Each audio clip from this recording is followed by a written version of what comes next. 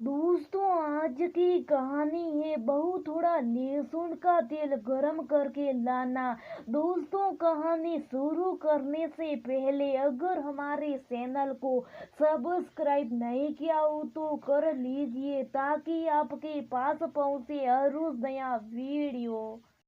Mummy जी, आज थोड़ा BP down सा हो रहा है। दाल चावल बना दिए, सब्जी थोड़ी देर में बना दूंगी। अदिति ने दीवार पकड़ते हुए कहा। सास जमुना देवी ने कड़क आवाज में ठीक है कहा और दोबारा फोन पर लग गई। अदिति धीरे धीरे चलकर अपने कमरे में आकर लेट गई। कुछ देर के लिए उसको झपकी लग गई। 10-15 मिनट बाद सास जमुना जी के जोर जोर से बोलने की आवाज से अदिति हड़बड़ाकर बिस्तर से उठी और किसी अनहोनी से बाहर आई।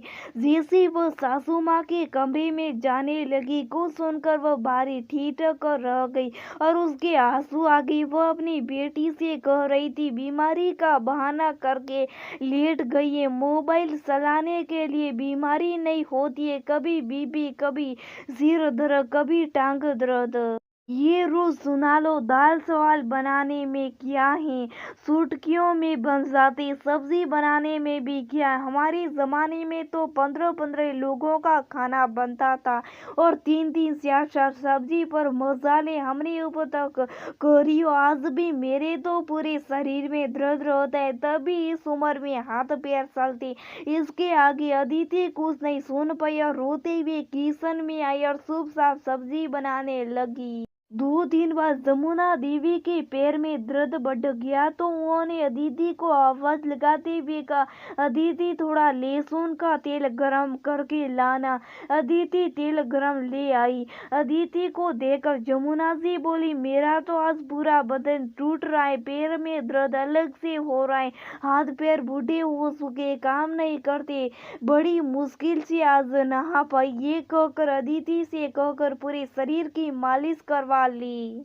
अगले दिन पड़ोस वाली आंटी ने जमुना देवी से कहा, सुना आज गुरुजी आ रहे, दर्शन कर आते, तुम चलोगी तो चलो। ये सुनकर जमुना देवी बोली, काम धंधा तो चलता ही रहता है, पैर में दर्द भी हो रहा है, पर कोई बात नहीं, गुरुजी भी साल में 1-2 बार ही तो आते हैं, दर्शन करने से बुद्धि सही रहती है।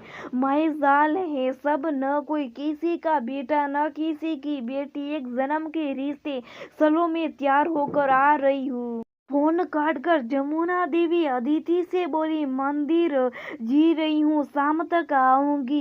ये कह कर वह मंदिर चली गई। करीब हफ्ते भर बाद जमुना जी के फोन की घंटी बजी। नंद का फोन आता देख अदिति ने फोन अपनी सास को पकड़ाकर बेड पर चादर बिछाने लगी। तभी सासू माँ की चिल्लाने की आवाज सुनकर वह बाहर आई तो सुना अपनी बेटी से कह रही थी, कोई जरूरत नहीं है कोई काम करने की, पड़ा रहने थे, जब देखेगी तो खुद करेगी। तेरा सास जवान है, बूढ़ी तो नहीं है, थोड़ा बहुत तो कर ही सकती है। मेरी सीधाई का फायदा उठाया जा रहा है, मैं भी घर पर काम करती हूँ। अदिति कितना काम करेगी बता, उसे पता नहीं है। तुझे बुखारी बेटी दी है, अपनी नौकरानी नहीं, नौकरानी के साथ भी ऐसा कोई नहीं करता है। आजकल की तो नौकरानियां भी काम छोड़ के चली जाती हैं। सूना मलकर जवाब दिया कर, जाओ सो, जाकर कुछ कहे तो कहना, मम्मी ने मना किया। ये सुनकर अदिति यही सोच रही थी, कितना फर्क होता है बहू की बीमारी का और बेटी की बीमारी का। रिश्तों के हिसाब से लोगों की सोच बदल जाती। अदिति अपनी सास से बोली, मम्मी जी उस दिन मेरे भी बीपी डाउन हो गया था, बीमारी का बहाना नहीं था। आदमी का शरीर तभी तो कभी भी किसी की खराब हो सकती है। आज दीदी की है, उस दिन मेरी थी, ये कर वह फिर सदर बिछाने लगी। दोस्तों, ये हर घर की कहानी है। बहू के थोड़े बीमार पड़ती, उसे बहाने का नाम दे दिया जाता है। ससुराल में अगर पति, ससुर, सास, ननद, देवर के बीमार पड़ने पर वही बहू नर्स की तरह सेवा करती है, और जब बहू बीमार पड़ती है तो दवा और खुराक देने के बजाय उसे बहाना का नाम दिया जाता है। सोचिए एक बहू के मन पर क्या बीती होगी जो सब कुछ छोड़कर आपके लिए आई और आपने उसे किया।